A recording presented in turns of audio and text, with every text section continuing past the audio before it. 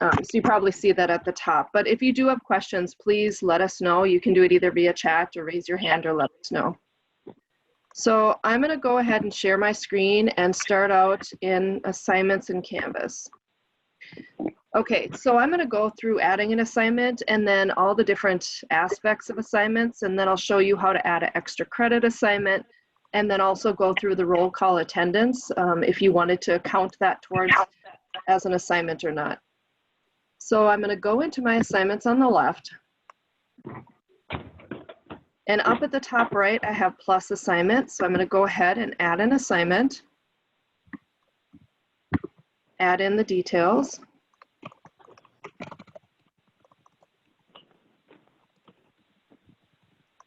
The title, I should say. And then in the middle section is where you can add the details of what they need to do for this assignment.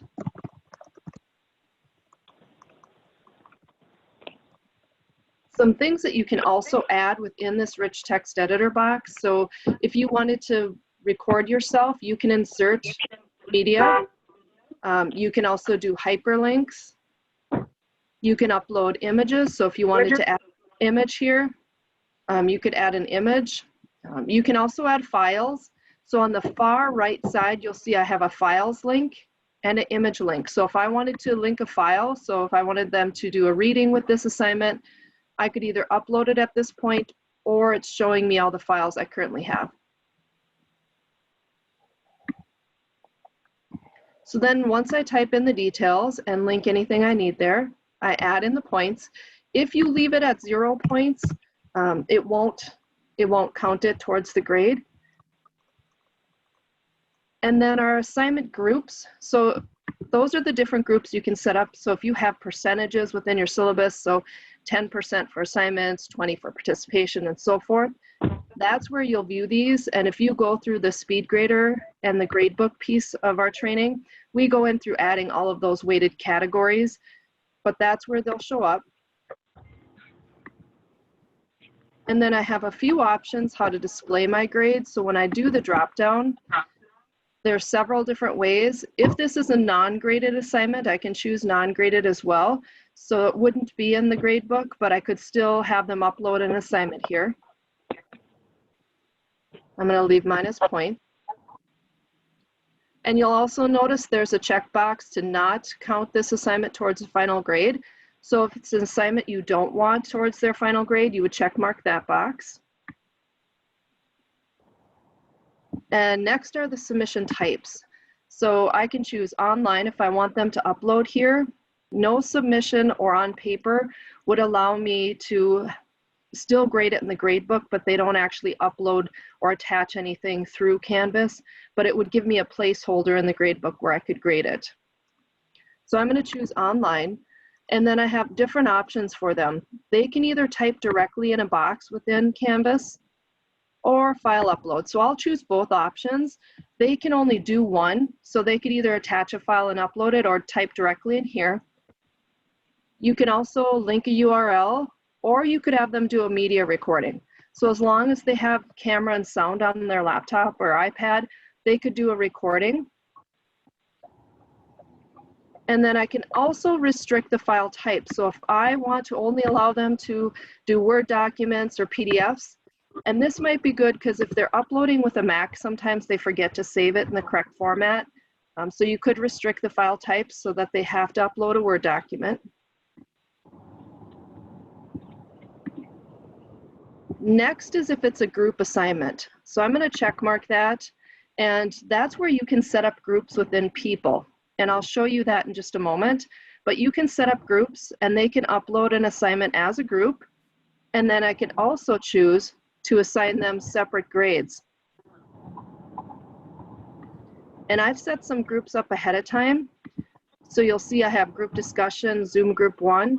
Any groups that I set up under people will show up here under my group sets, and then I would select them.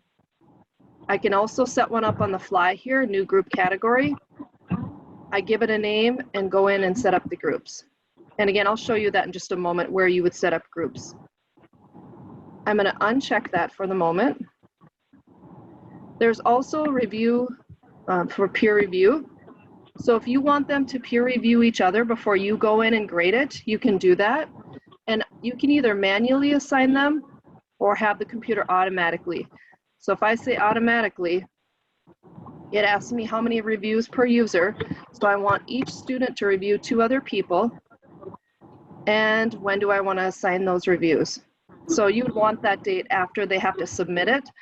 Then you would assign this date like a couple days after. You also have peer reviews appear anonymously. So if you don't want them to see who they're reviewing, you can make that totally anonymous.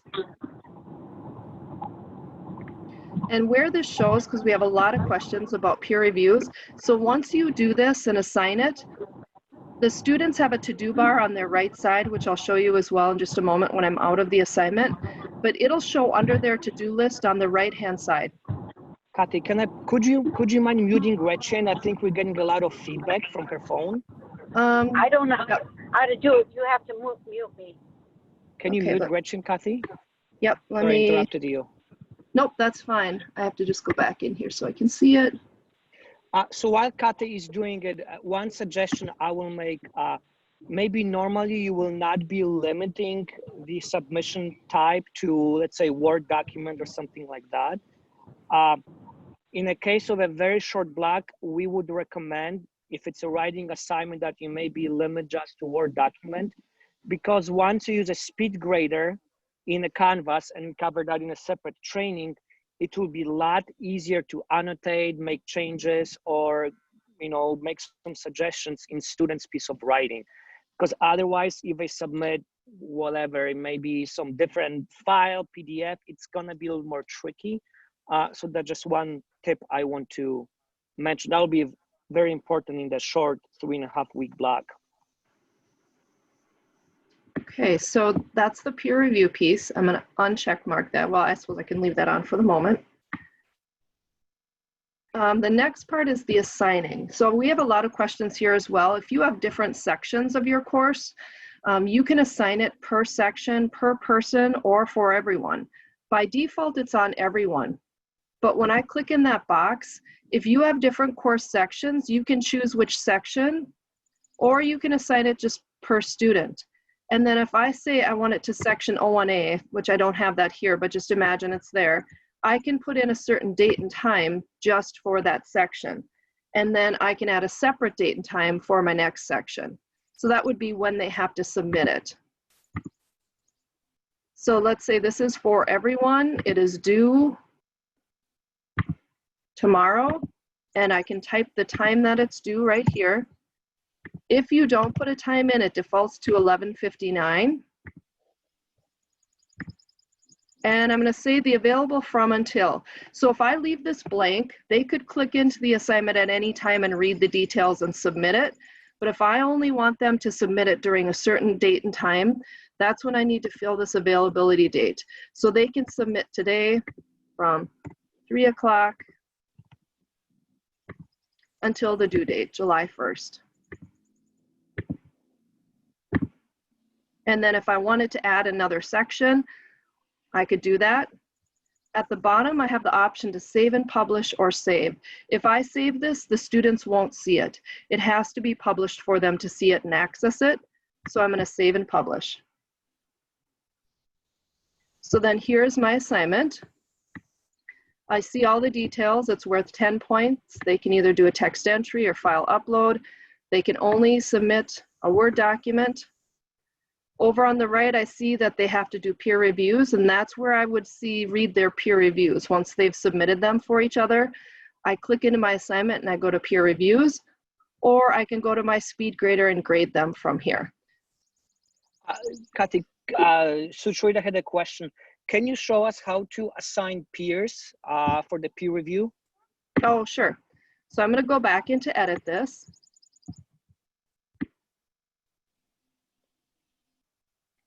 I'm going to require, and I'm going to say manually instead of automatically, because if I do automatically, the computer just assigns it.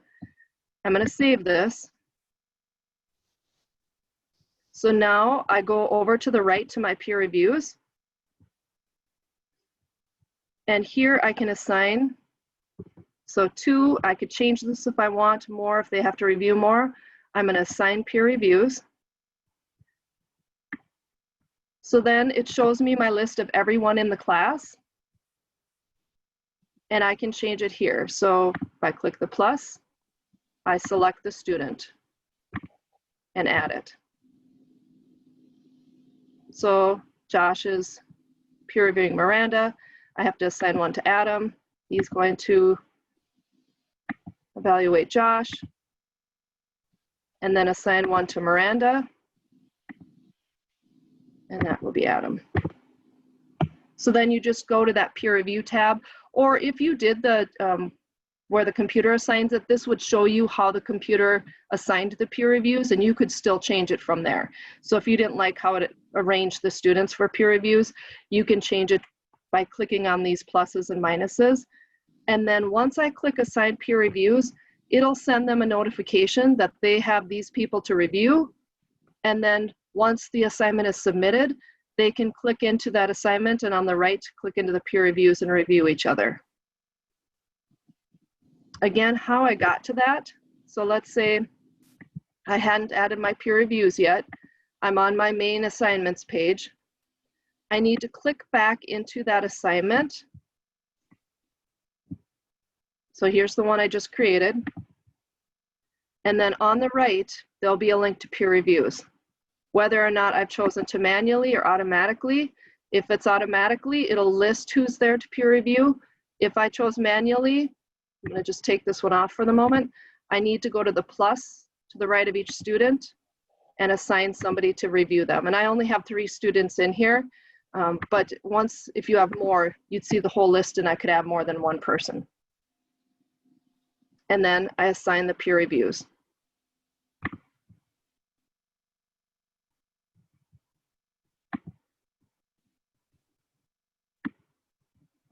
And then if I go back to my home page, where students will see is under this to-do bar on the right side, that will show them that they have to do a peer review.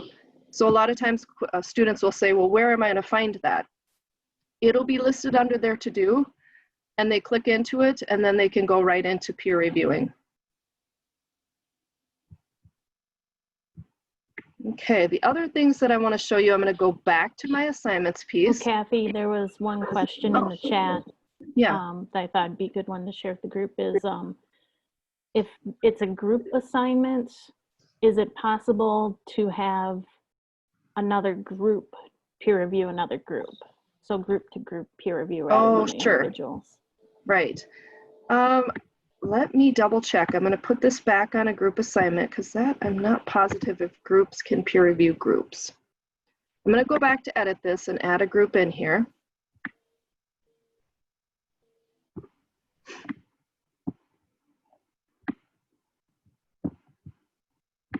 And I'm going to choose one of the groups that I created.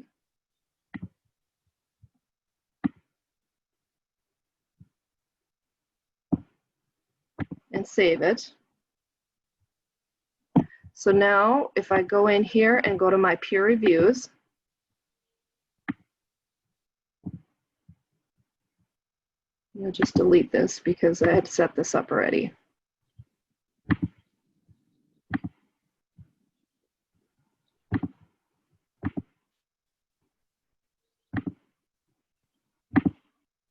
No, it looks like it gives me individuals instead of the group. So I did make this a group assignment, but it still just gives me the individuals that are here and not the groups that are here. And I can double check on that. Oh, go ahead.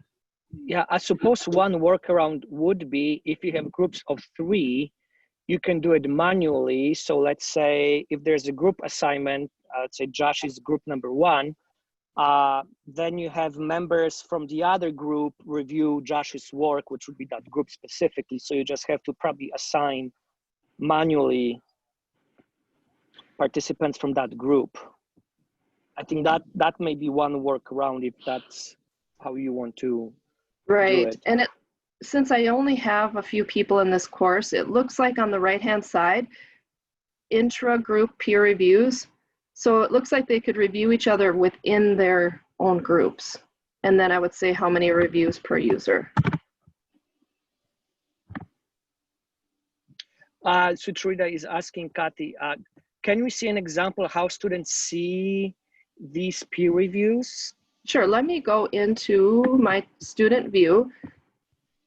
So actually, while Kathy is doing it, every time you can actually go to a student view, which means you will see what students will see, because you as an instructor, you will probably see a lot more options on Canvas that students will not see. So by going to settings and clicking on a student view on the right-hand side, Kathy is gonna do it right now. You'll always see this warning on the bottom, that's just student view. Yeah, it doesn't list my student for the peer review, but this is where it will be listed. The students will see this to-do list here, and it'll say right here, you have 1 peer review or you have 2 peer reviews waiting, and you would click on that to access the peer review, or they would click on it.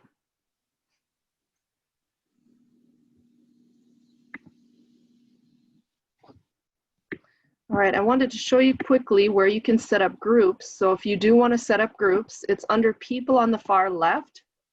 And there's kind of 2 steps to setting up the group piece. So you'll notice I have a couple group sets already, group discussions and Zoom group 1. I'm going to just delete this because the first step that you have to do is set up the main group, and then you have to set up the groups within that. So notice when you first come in here, it just says student groups, and I have to click plus group set, and I have to give it a name, so we'll call this writing assignment 1. Now I'm going to manually create the groups, but if you want the computer to automatically do it, you can say I want 3 groups. I'll create the groups manually or require group members to be in the same section. You can automatically assign a group leader, but I want to manually create them. If you do it automatically, it just puts every student in a group. You can still move them around. I'm going to just say, whoops, I have to put this back down, or give me, and I'm going to say save here. So right now I have my main title, writing groups, oops, assignment group 1, but now I have to create my group sets within here. So I'm going to do my first group. This will be group 1. I'm going to do my next group, group 2. And let's say I just have 2 groups, but for each group you have, you would do the plus group to set up your group set. Now I drag and drop the students that I want in each group. And I only have 3, but however many students, I'm going to click the arrows so you can see. If you tell it to manually set up these groups, you can still drag and drop students to different groups. So if I want Miranda in group 2, I just drag her down to group 2. So there's my first group, and you can set up multiple groups, but just remember, first you have to do the group set to create the group name, writing assignment 1, and then you set up your groups within that by doing the plus group, giving it a name, and adding your students to that. Once you do that, you can add that into a discussion or an assignment. So if I go back to the assignment I created, and I edit it, when I go to my grouping, I can drop this down, and there's the group I just set up. Hey, Kathy, Yes. as long as you're on this page, could you just quickly point out where the place is to add in a rubric? Oh, you sure. can do rubrics for group assignments and for peer review assignments. Correct. So you don't see it on this screen. I have to actually save my assignment first. As soon as I hit save, the plus rubric is at the bottom. So that's the key, is once you add an assignment and hit save, I'm going to click plus rubric. And then I can create my rubric. So I give it a name, all the criteria and points. If I've created a rubric before, I can go to find a rubric, and it lists all the ones that I've created and all the courses. So I could even pull one from a different course that I have, and I would say use this rubric. Otherwise, I give it a name.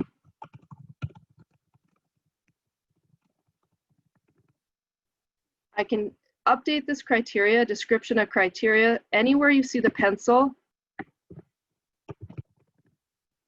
and update it. They get 5 points, or maybe they get 3 points. And then I'm going to add another criteria. I can choose to duplicate it or a new criteria.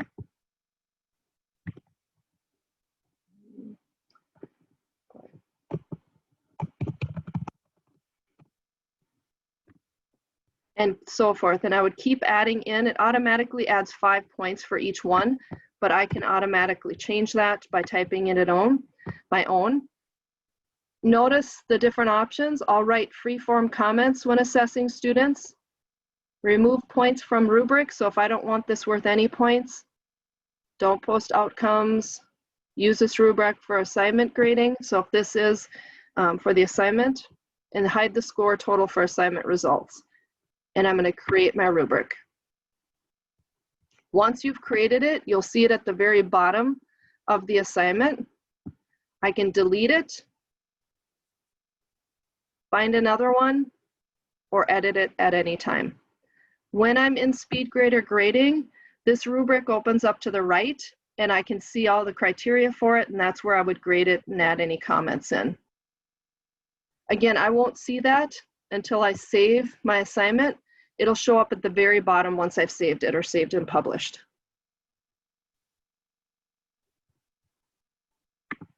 Okay, I want to go back and show you 2 other options. An extra credit assignment. If you want to add in extra credit, there's a way to do that. You just add a regular assignment.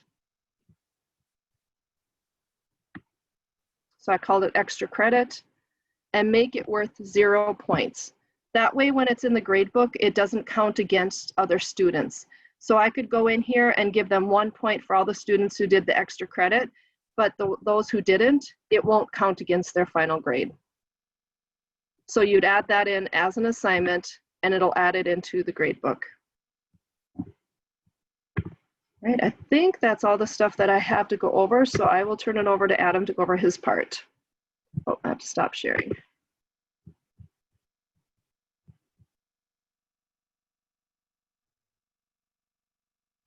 Adam, you're muted. Oh, thanks, Kelly. Kathy, can you show us how to assign a letter grade instead of just points before maybe we go sure. to collaborations? We had a few questions about it. Sure, I'm going to share my screen again. So where you can change that up is under your settings at the very bottom left. And when I go into settings and I scroll down, there's a piece for the grading. So right here, enable course grading scheme. So that's set up with the grading that CSB+SJU uses. So I just clicked on grading scheme. So if you want to show the percentage and a letter grade, this is what you'll check mark, is to enable grading scheme. And here's the grading scheme it's using. If you need a different one, you can let us know, because we can add a different grading scheme in, and then we would add it into your course to select. So I'll leave that on. But this grading scheme is like the one from St. Ben, St. John's sort of official one, right? Correct. And I left it on, so if you add something in, it'll show it. All right, I'll stop sharing, and I'll make you the host so you have all the ability here.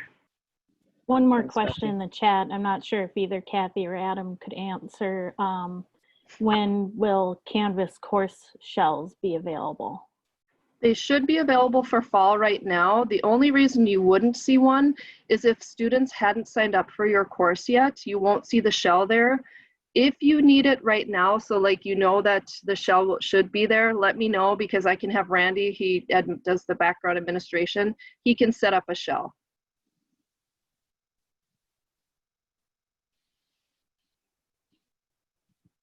Right. I'm gonna share my screen quickly. I will be, so the feature I will be talking about today in Canvas is what is called collaborations. So what are collaborations? So Canvas collaborations allow students to work together on a single document, let's say Word or Excel or a PowerPoint, that can be easily accessed from within your Canvas course site. Collaborations item can be shared and edited in real time, just like, let's say, Google Doc works, by multiple users and saved to multiple devices. And then multiple users can work together on the same document at the same time. Why would you use it? It's fairly simple and easy. It has a minimal setup required.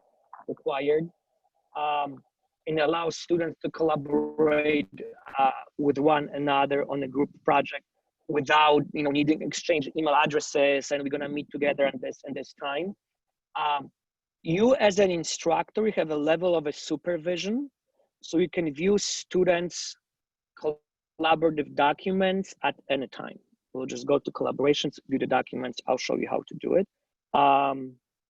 Then you can select students one at a time or show collaboration with an existing student group in your Canvas course site if you want. The one strong recommendations we have is that the user who originally created collaborations can delete it from both within Canvas and Office 365, for example.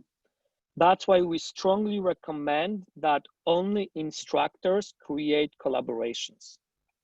So if I'm teaching and I wanna assign, let's say, a podcast script document to Kathy and Kelly, I will actually create that collaboration in Canvas, which means that I am the owner and I can delete it if I want. Otherwise, if Kathy creates it, she's the owner, and maybe by mistake, she's gonna delete it, or she's not able to find it, and then it's time to submit the final one and she won't be able to use it.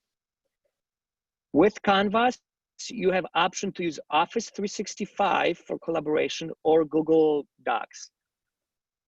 Again, both St. Ben's, St. John's, we just have Microsoft Office widely distributed. So we recommend that users use Office 365 versus Google Docs. Some other potential uses for collaborations, copy and paste notes that everyone can access, share bullet points list of agendas for upcoming class or group time meetings. You can create a text-based whiteboards that everyone in the classroom can see and refer to them later. And then the main one is assign students group collaborative assignment. And you can also that can also be graded. So I'm on the Kathy's training side, and when I scroll down on the left-hand side, oops, I'm just gonna zoom out a little bit, you will see, oh, come on. Sorry, my screen just, you will see collaborations. The little I symbol, that just means that students will not see that option. That has to be actually moved to the main navigation menu. So I'll go to collaborations, and you can see those are my previous collaborations, which I already created.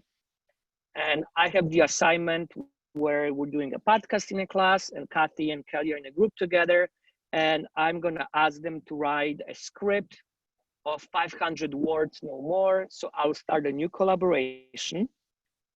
I will change from Google Docs, to Microsoft Office 365. Now usually it takes a while to load. So I will select a type of a document. Is it Excel? Is it Word? Or maybe is it PowerPoint? So in this case, it's Word. So I would say podcast script. And I could do a description. I can say podcast script for assignment number 2. I will say 100 words equals 1 minute, for example. And then I can select who do I want to assign it to in my course. So in this case, I will assign it to Kathy, and I will assign it to Kelly. Sorry, I just have to move my window. And there's an option to save it. So I'll click save. It's saving it right now. And it will just open the new window. That actually happens to be, it's actually launching an LTI. And that is basically a online or web-based version of Microsoft Word that those two group members can edit. And then you can see Kathy's podcast script is created right here. I can edit that collaboration if I want to. I can delete it. So if, let's say, I want to add Jonathan to collaboration 2, I can do that as well. I can delete it, and etc. etc. So those are really helpful to use. If you have a lot of participants, oh, looks like Kathy already typed something. Did you? No. Okay. Maybe No, I think this was from last time. I think that's the old one from the previous training. Yeah. When collaborations can be less easy to use is if you have a lot of students and you have a lot of short writing assignments, and if you want to create each of them as a collaboration, because you will have a really long page with a lot of collaboration. So if I have 20 students and I have maybe 3 pieces of writing that they have to submit, and each of them is a collaboration, now I'll have 60 pieces. And another disadvantage of a collaboration is, I don't know if I can open collaboration in a speed grader. Can I, Kathy? I don't think so. So if they submit script as a group or individual one, I can actually open that in a speed grader, and we cover that in a separate training, where I can easily grade, annotate, make changes to that student assignment. So if you're envisioning adding a lot of changes or reviewing students' work, I think SpeedGrader would be a better option than collaborations. So that's a new feature. It's fairly easy to use. Next step is we have Kelly, and Kelly will talk about discussions in Canvas, and I will stop sharing and I will make you a host, Kelly. Thanks, Adam. Yep, you're welcome. Let me see if I have any questions. Yeah, I think there was one question about how is a Canvas collaboration different from Microsoft Teams? Okay, great question. So the difference is that if you set up collaboration in Canvas, everything stays sort of in one ecosystem. And then you have a fuller control to view what's happening. Also, collaboration is better when you have a one document that students need to collaborate together. I don't think we have, if we currently have Microsoft Teams set up to work with Canvas, Kathy, do we? I don't remember that. Nope, I don't think they don't integrate currently. So currently Microsoft Teams and Canvas doesn't really fully integrate. And also Canvas, Microsoft Teams is really good for like a chat or sort of communication versus collaborative work on a specific document when it comes to classroom work. And with considering you have 3.5 weeks, one thing I would encourage everyone to think is being aware how many more tools do you really want to introduce to your course, because now you have so much more to keep track of. But that's just personal suggestion. Did that help? So if they have a document, like a worksheet that they want students to collaborate on, can they load in like a document that students then edit and use, or do they need to reconstruct that worksheet when they assign it? You know, to be honest, that's a good question, Michael. I really don't know. I'll have to look into it. my first impression is probably not, because each time you create a collaboration, it just creates a document. But that being said, once you created the document, you can probably copy the content from the old sheet to the new one that Canvas, that was created by Canvas collaboration. But that's just my guess. I will actually need to check that because I don't want to give you wrong facts. So I'll check on that and I'll let you know. Thanks, Adam. Yep. Well, I'll do a quick overview of Canvas discussions. The nice thing about discussions is that they function or get set up a little bit similarly to what you would see with assignments. So I'm going to share my screen here.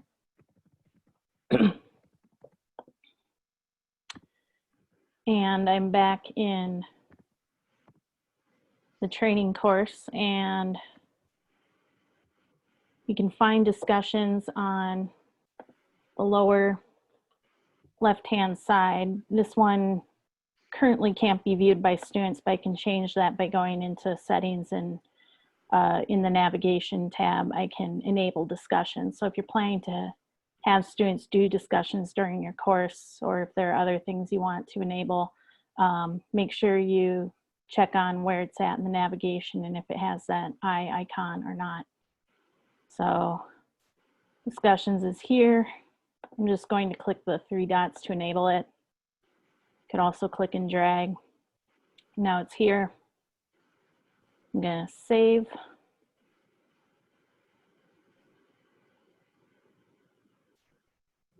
And so then discussions will be viewable by students in your course. So discussions allow users to have interactive conversations, either among groups or as an entire class.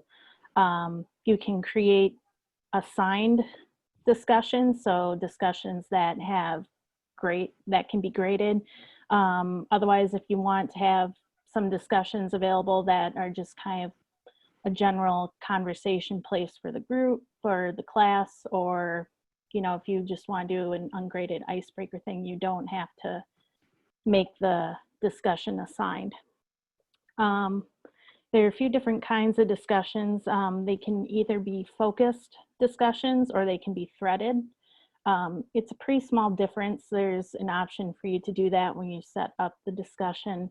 But focused discussions aren't threaded and only allow for 2 levels of nesting with the replies. So they work better for something that you're hoping is short-lived. Maybe you're just wanting each student to do a short reply, or you're not looking for something that gets really in depth. Threaded discussions have, I think, infinite levels of nesting for replies, and so they're better suited for longer conversations. So you can create a discussion, and the screen you're going to see is very, very similar to what you see when you're creating an assignment.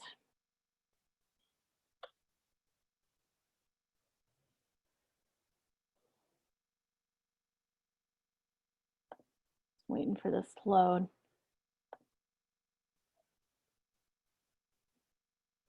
So maybe I title it Chapter 2 Discussion because I want my students to talk about the latest reading assignment. So you've got the title, you have options to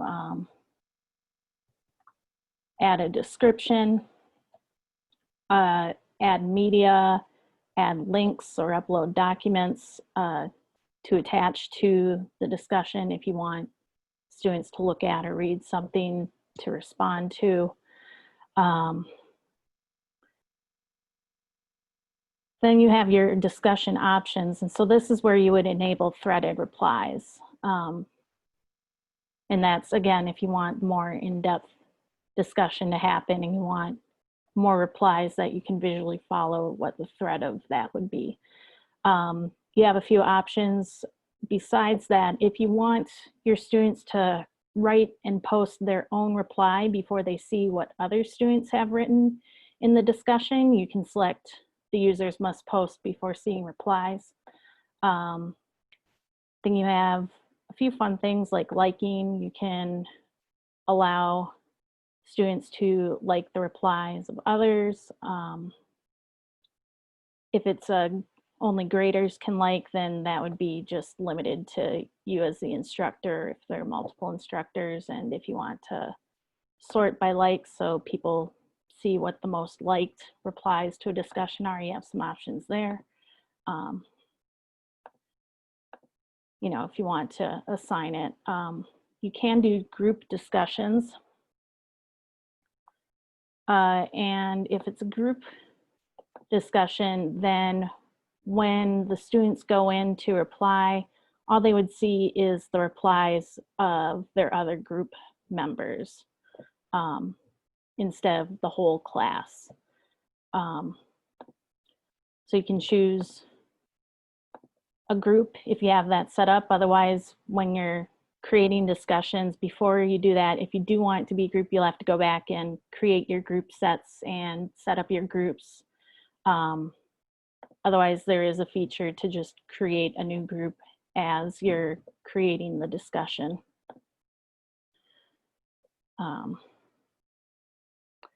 See, I forgot to click on graded. If you enable grading for the discussion, then the grading options that you would see for the same as for an assignment would be possible. So you can give it points, or if you don't want it to be graded, you know, you could do 0 points, but you might as well just deselect the graded option. And then you have the choice to do a letter grade or complete, incomplete, or whatever you feel like doing.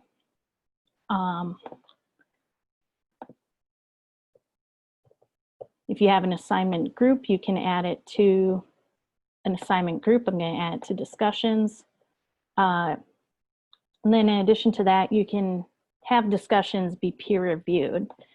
It would sign up the peer reviews functions the same way as if you were doing peer reviews for an assignment, like an assigned paper, except instead of whatever the students upload or submit for peer review, what students would be doing in a discussion is peer reviewing the other replies for the discussion. So you'd be signing whatever they wrote for a reply. Or if they had to attach something to that reply, you might include that in a peer review. So you have the option to manually assign, or you can ask them to automatically assign. Peer reviews get assigned once other students have started to post to the discussion.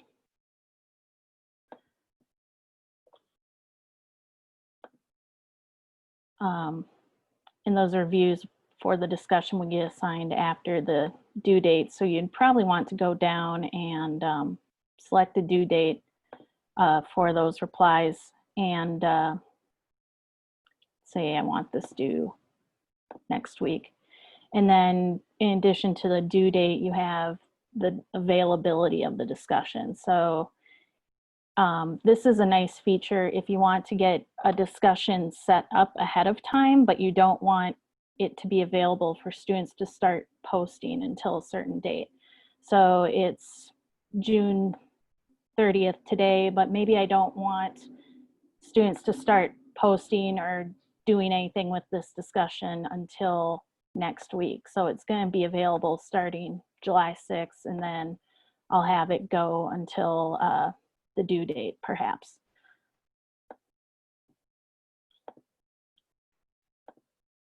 So you can set all of your discussions up ahead of time.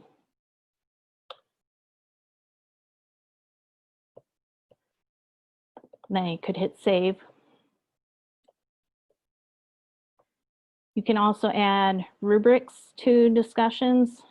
Again, it functions like with assignments. So if you have a rubric that you're wanting students to follow or see, they can do that. It's in a different location from where you would see it with assignments. So, because usually there's like an add rubric button down here for assignments, but for a discussion, you would go up to this little top right corner 3-dot button, and that's where you'll see the add rubric. Now, if you want to edit the peer reviews and how peer reviews are assigned for the discussion, if you're wanting students to do peer review, that's also where you would go and view those peer reviews. And it's going to function the exact same way as Kathy showed with the assignments. So you can either manually assign peer reviews to students, or you can do an automatic assigning. I'm going to go back to the discussions page.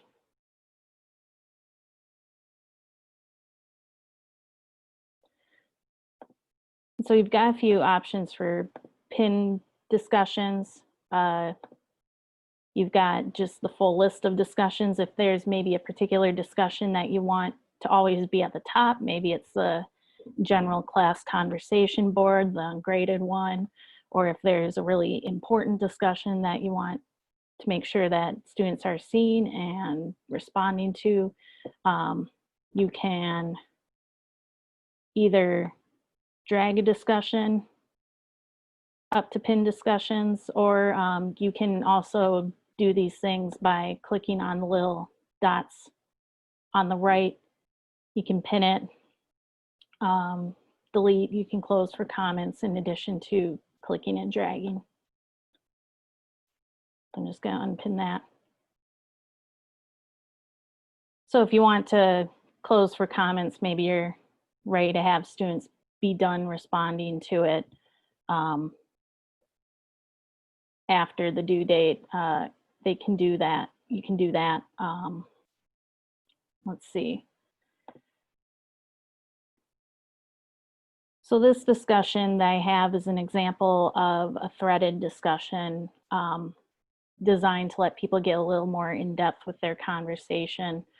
So you can kind of see there's a little bit of nesting going on with replies that you won't see with replies in an unthreaded discussion. As an instructor, for keeping track of what replies you've read or not, there's a little dot to the left of each reply.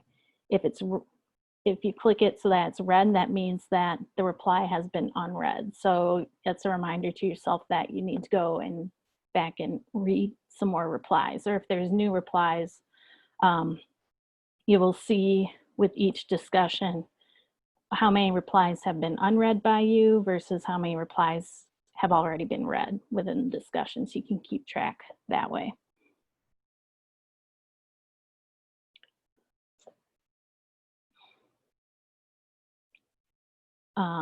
Let's see. And this is just an example of what an unthreaded discussion was. So really designed for a quick answer and not many deep replies. So, you know, we both responded to Miranda, but it's not going to be threaded in depth. Are there any questions so far about discussions?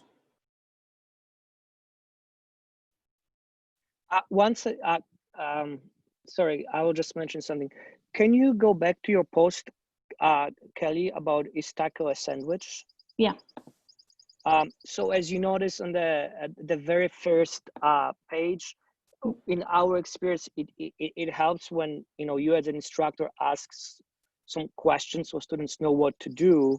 So Kelly was a little explicit in her expectations what students need to do.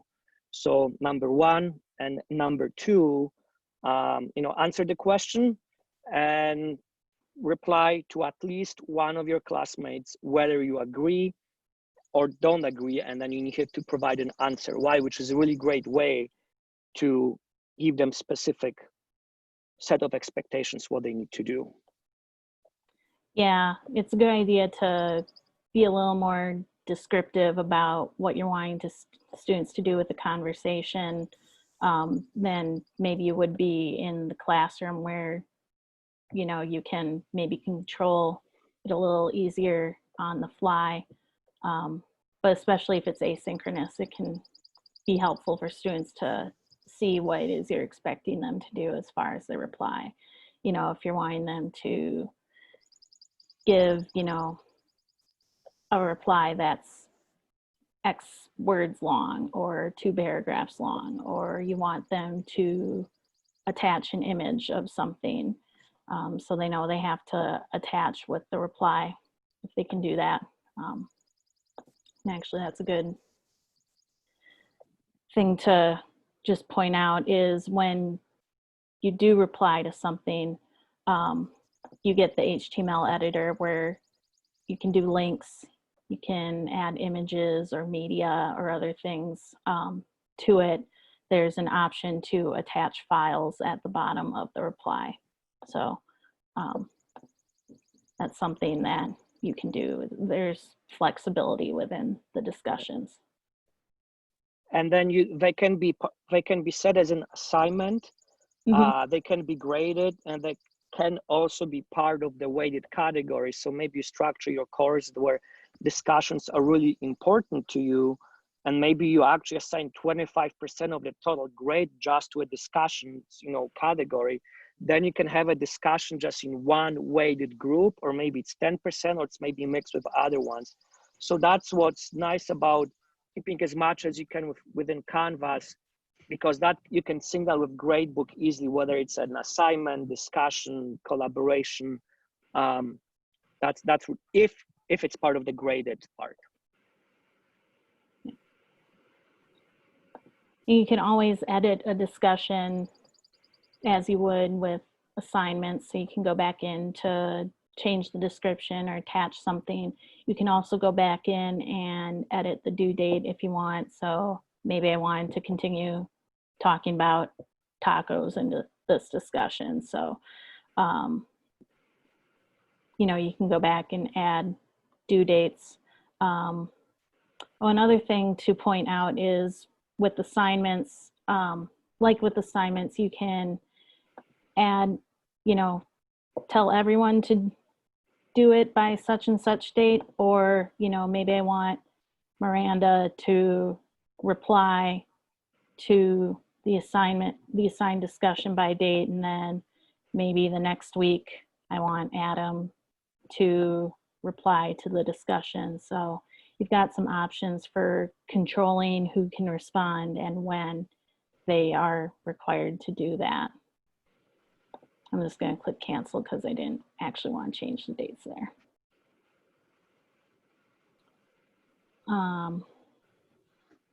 So that's a quick overview of discussions.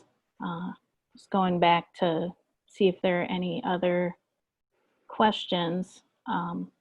Anything to add, Kathy or Adam? The one thing I did want to add is when you showed that last piece with the discussions, I've seen professors use that. If they wanted to leave a spot out there for students to ask questions, they assign it just to each student, like Kelly did. So then it's just between you and the student. So if you had a discussion or had a spot where you wanted students to send you questions and it's just between you and the student, you could do that through the discussion like Kelly showed and just assign it to each student.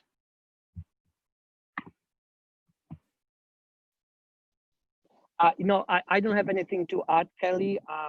The other thing I want to mention, if you have any questions, just email any of us or any specific uses you want to use for Canvas.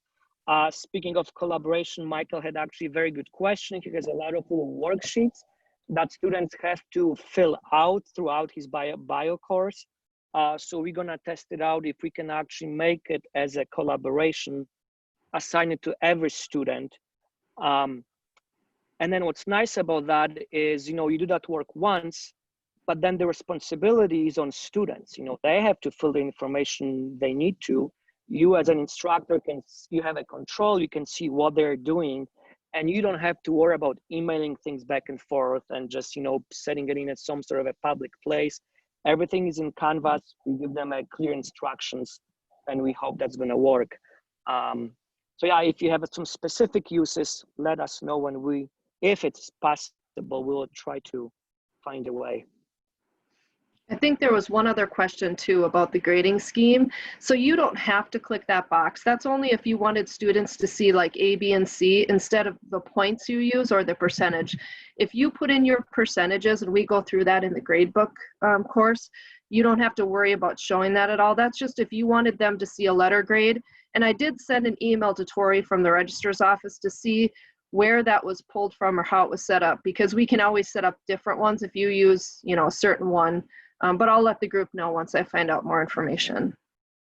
And we have a grade book and a speed grader training today at 2 p.m. Kathy Yep. and I. So you're welcome to join. If you want, and we're just gonna be talking only about speed grader and grades and grade book. All right. Well, thank you everyone for coming today. Any final questions? I think we have 1 minute left. All right. All right. Thanks, everyone. Thank See you. you. Thank you. Trainings. All right. Bye-bye. Bye.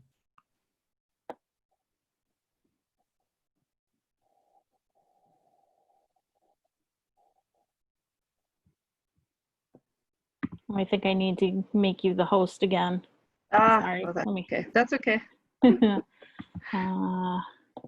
Otherwise, if I click, yeah, There we go. there we go. All right. See you later. Yeah.